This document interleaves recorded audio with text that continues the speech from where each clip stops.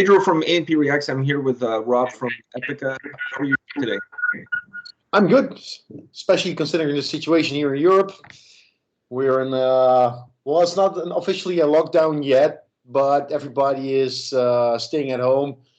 People, well, just a few people are working, of course, people at the hospital, and some stores are still open, but yeah, it's a little bit crazy.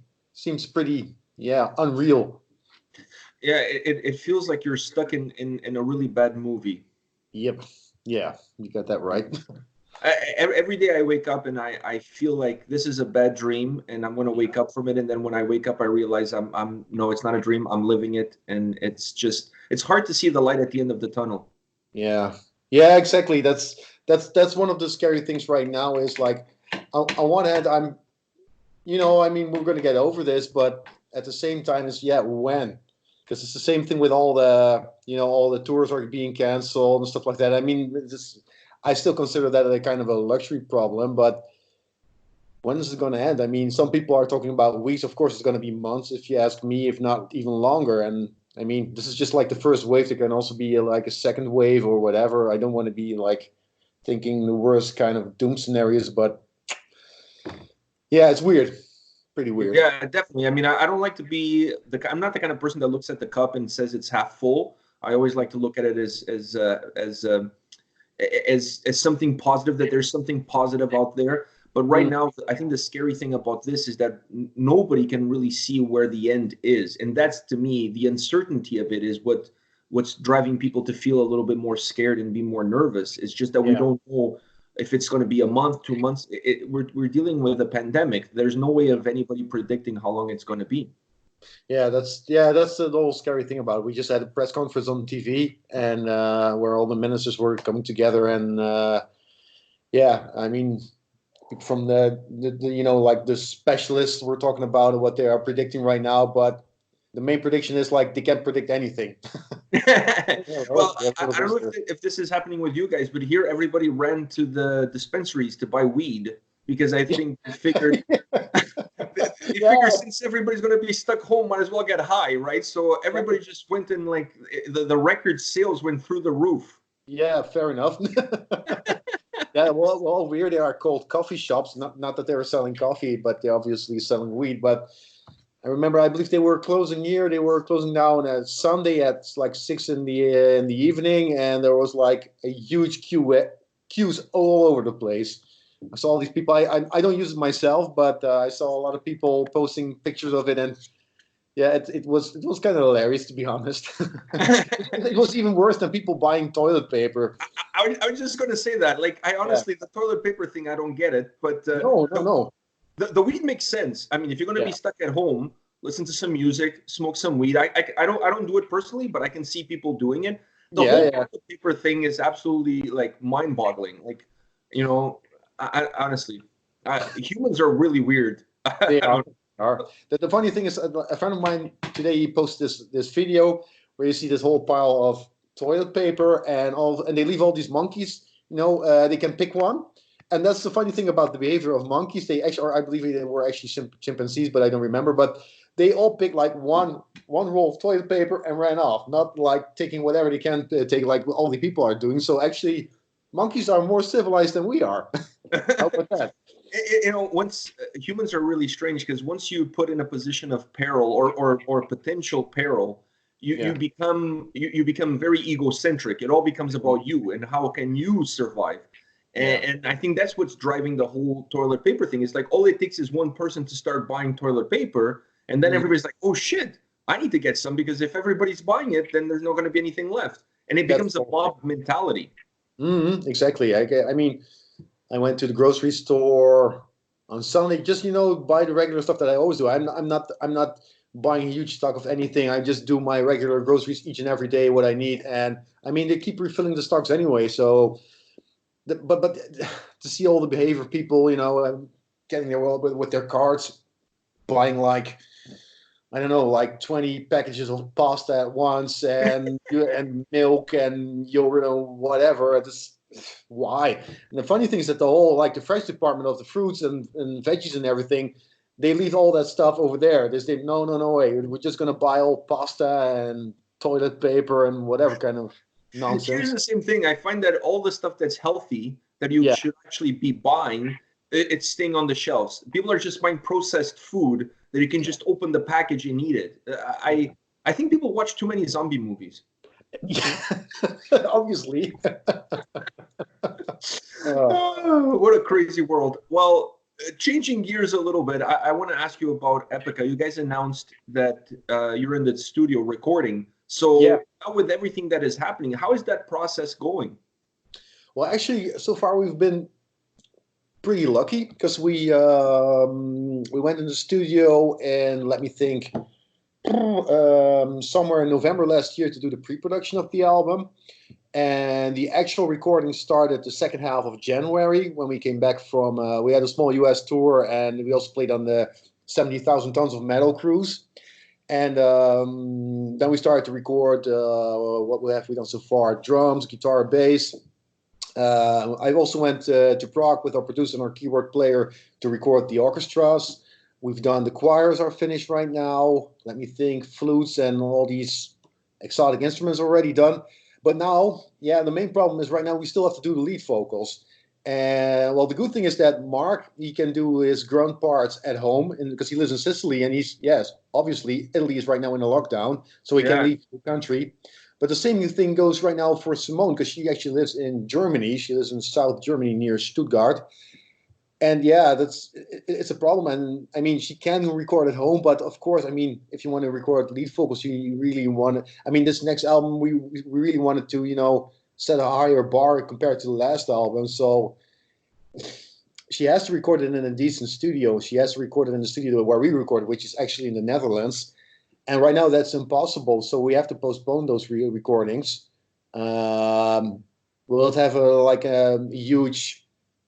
Will it cause an extra delay for the release? I don't know that yet. I mean, our producer, he created he made a quite tight schedule, and there's still time left. There's still some headroom in the time, but I mean, it already starting to cause some delay. That's a fact. But I guess it goes for every band right now.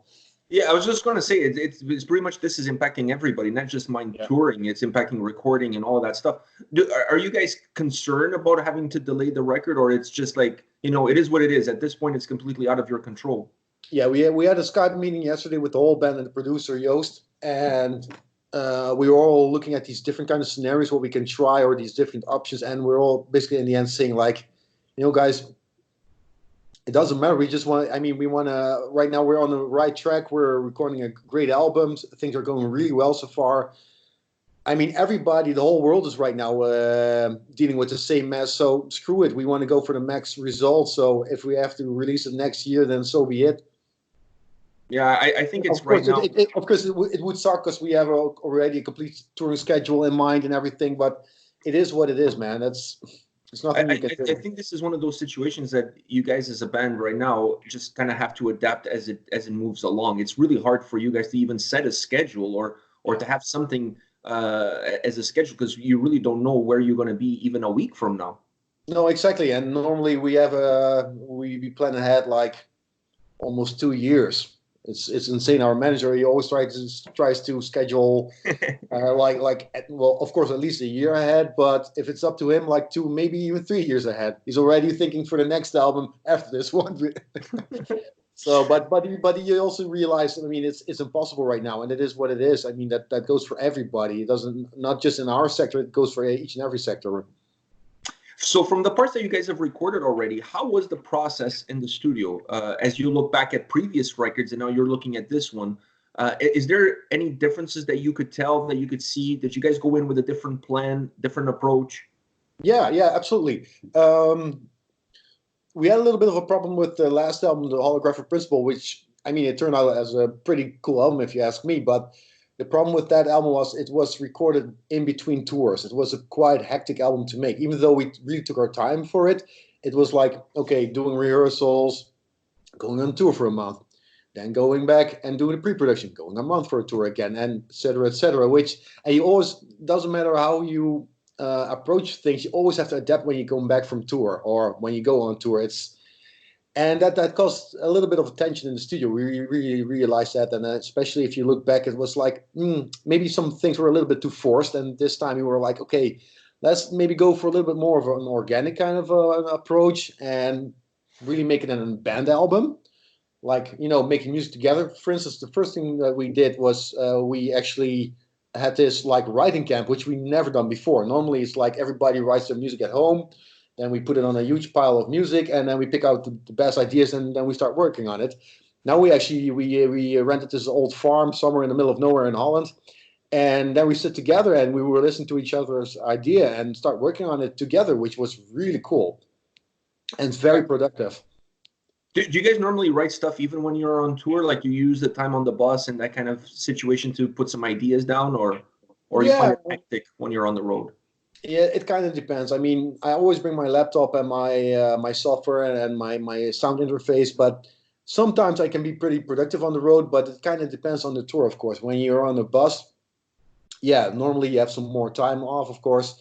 But when you're in an airplane, for instance, and you're doing fly-in shows, like we recently did when we went to South America, for instance, that's even though it seems like you have like a huge amount of time of waiting in between, it's almost impossible to really concentrate for that. So yeah, it's personally I prefer to be at home, and to be able to concentrate on it and to focus. And so you said, sorry, go ahead. Sorry. And that's one of the main differences for this one, because we actually also took a year off. This is the very first time that Epica ever took a sabbatical for about a year.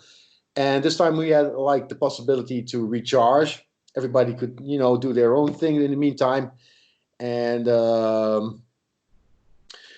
a while we could get together and everybody was completely like refreshed. Everybody had like new ideas and we could think about it. And now we had the possibility to go into the studio, do the rehearsals, and then record like 3 months in a row. That's something we never done before. And that's also, I noticed that even though the schedule was relatively tight compared to the other albums, it is so far the working flow has been like amazing. It's like so easy going because we're all completely focused. Yeah, there's no distractions. No, exactly. It's like recording 3 months in a row. Everybody can do their thing. It's like, okay, let's start with the drums. And like I said, I mean, our producer, he said like, okay, let's take like a week for drums, and now he was like finished within 3 or 4 days already. Because the working flow was so much different compared to the other album. So you already mentioned that the process for this album was much different than the previous records. So for the fans out there, they're excited about this release. What is going to set this album apart from the previous albums? Yeah, of course I can't spoil too much about it, of course. But what I can tell the fans anyway is like we've been talking with. I mean, especially Mark is the one who comes up with the concepts, and he's just like, oh guys, I have this idea about the next album, like a new concept. What do you guys think about it? And it actually is like the way we see it right now. It's like the Quantum Enigma, the Holographic Principle, and this album together are like a kind of a trilogy actually. And it's time to close that trilogy, of course. But what I can say about this album is the songs are a little bit more straightforward, which was also kind of a relief, to be honest. And the approach is a little bit more organic. It's like normally it's like when you record, for instance, you record a guitar parts and one is like a little bit off. It was always like it has to be perfect. Now it's like, hey, screw it. It sounds human. Let's keep it that way. That's a big difference. And I think you can also hear, I think it's actually a mixture of like the old Epica and the new Epica, which is pretty interesting because there are a few songs on there that really remind me of the old days of Epica. And there are also a few songs that have a quite new approach as well. So yeah, I think it's a pretty refreshing album. It sounds like it's going to have a little bit of a raw edge to it. So it's not going to be as polished, as clean, almost bringing what the sound you guys put on stage, bringing that sound into the studio. Exactly. Is that the right assessment? Yeah. That's yeah. I honestly, I'm a fan of that kind of approach because then you take the album then on the road on a tour and you take those songs into the live setting, the transition is so smooth. Yeah, exactly. Yeah, that's also, I mean, we already noticed that when we were rehearsing the songs that because a lot of bands normally when you record an album is always like, oh, let's start with a verse, let's first record the verse and then a chorus and piece by piece. And now it's like, okay, when we rehearse this and we are recording the pre-production for this, we want to be able to do this, like nail it in one take, if it's up to us. Of course, things are recorded separately, but that's like the main focus. Really want to catch that live vibe, of course. I think like you said before, I agree on that. We also made the sound so far a little bit more raw. Wow, this is really interesting. Now you got my, like, I'm really excited about the album. So let's hope this virus got out of the way so we can get this album as soon as possible. And speaking of getting something as soon as possible, what is your schedule as far as any singles being released? Is that going to get pushed back as well because of the recording of the vocals? Like, what's the kind of the plan? Right now, I have no idea. I guess we just have to wait. It's of course we have a plan for it, but I'm pretty sure that things will be delayed and we have to reschedule it all. So it all depends when we start doing the vocals. Of course, our producer already said like he already can do. I mean, recently we did the orchestras and the choirs, which is of course a huge load of recordings, of course. And he still needs to edit it, and he has to do like main mixes and everything. He already can start doing a little bit of a main band mix, of course, and he's already going to work on that the next couple of weeks. Yeah, and then we have to wait, of course, how things will go for the recordings of the vocals. That's of course the main focus. Yeah, that's the main focus now. I want to go back a little bit to the Design Your Universe 10th anniversary tour that you guys did. It was a short tour. You guys only played a show in Canada. It was in Montreal. I was so disappointed. I wanted to go to. I was like, I hope they add a Toronto date because I'm in Toronto, so I wanted to go see you guys in Toronto. What was the plan behind such a short, compact North American tour? You don't see that very often. Bands coming from Europe here to do such a short and compact tour. Well, the funny thing is actually, I have to go back a few steps. It's like, okay, Nuclear Blast said, okay, Design Universe 10th anniversary. So we're going to do a special release. Of course, we're going to do like a remix version. We also discussed the option maybe do like a re-recording, but we were like, no, why should you re-record an album?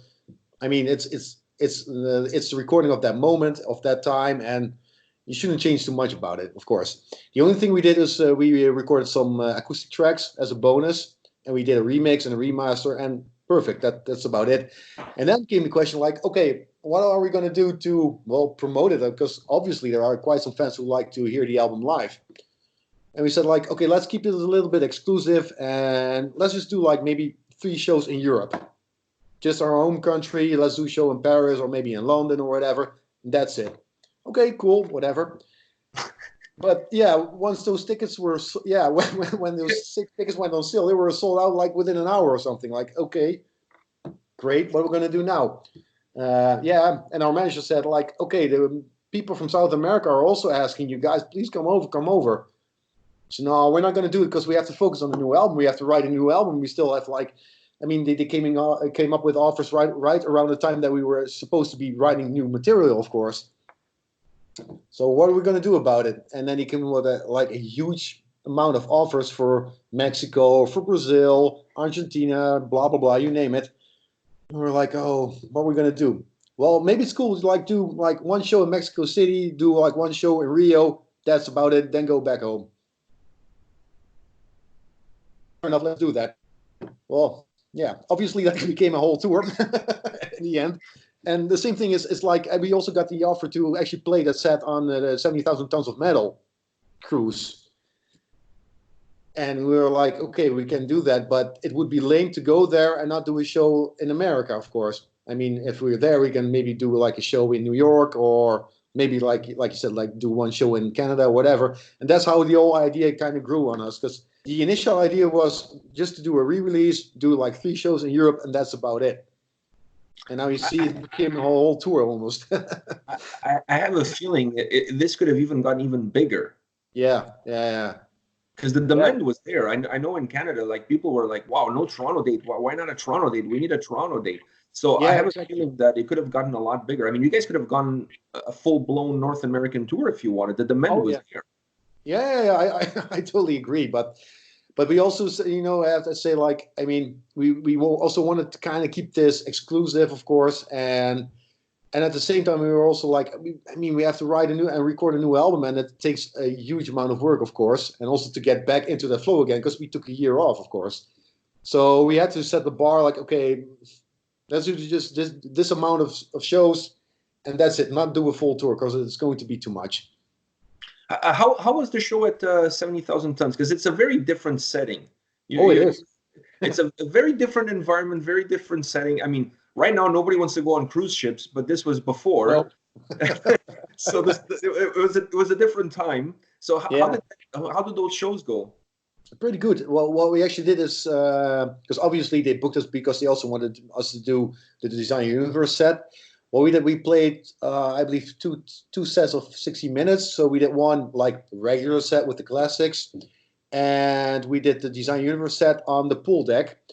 But the funny thing is, when we did the show on the pool deck, actually it almost got canceled because it was pretty stormy outside.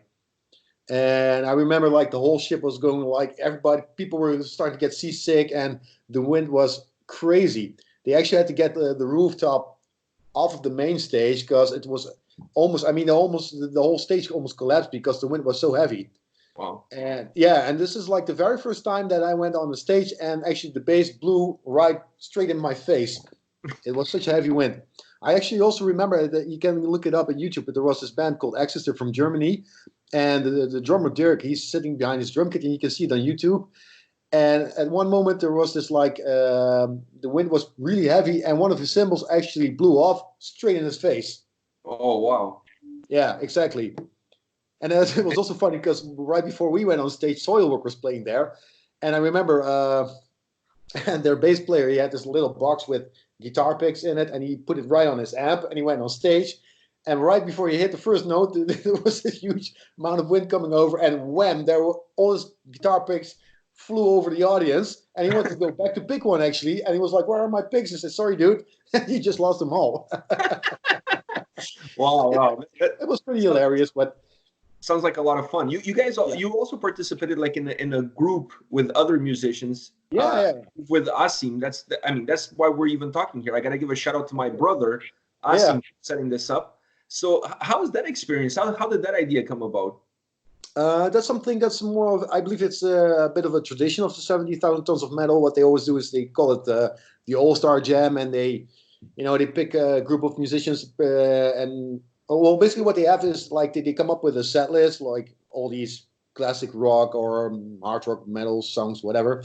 And they just pick groups together. And it's so 1 minute you can be playing with, for instance, with Michael Schenker, or for instance, in our group, I played with Asim, of course, and with Logan from Machine Head and Once Human, and who was there as well? Yeah, and also like the singer from Whiplash was also playing guitar, and Dirk, actually the drummer I was talking about, who actually almost got decapitated by his own cymbal, he was playing drum in our band. So that's kind of fun, that kind of setting, isn't it? For you guys to jam with musicians that you know, but you don't necessarily have a chance to play with on a regular basis. Yeah, exactly. And I like that. I mean, I really come from I really have this, let's say, jam session background. I used to play in a lot of blues bands and stuff like that as well. So I'm kind of used to it, to play together with musicians that I never met before. And I'm really not that afraid to play like covers or jam or whatever. But that's the funny thing, because when you went backstage, you see all these famous people, and everybody was nervous as shit because they were like, "Oh, we never rehearsed before, and oh, I hope we don't mess up." I was like, "Dude, relax. You're gonna be fine." Yeah. Yeah. Who cares? Everybody in the audience is drunk anyways. Yeah. Well, there you go. Especially at 11 o'clock in the morning. Nobody's gonna notice the difference if you miss a riff or a note. Nobody cares. And even if you didn't mess it up, whatever, nobody cares. Yeah, I don't think musicians, right? I think people are just happy to see you guys on stage. I think at that point, you could pretty much do whatever you want, you know. Exactly. Yeah. And I mean, and if you look back, I mean, of course, a few people made some minor mistakes, but whatever. I mean, it was big fun. Yeah, it sounds like a blast.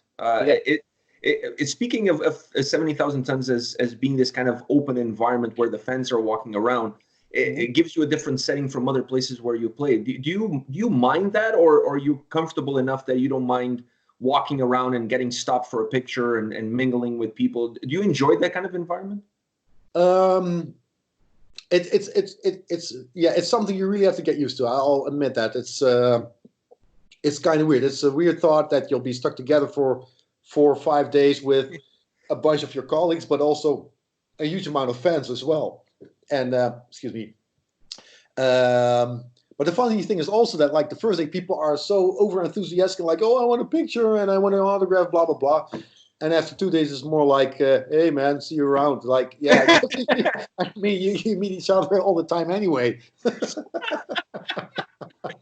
It becomes so like blasé, you know. Like, I mean, the first day everybody's so excited. After that, it's like, yeah, whatever, dude. Yeah, exactly. That's the funny thing.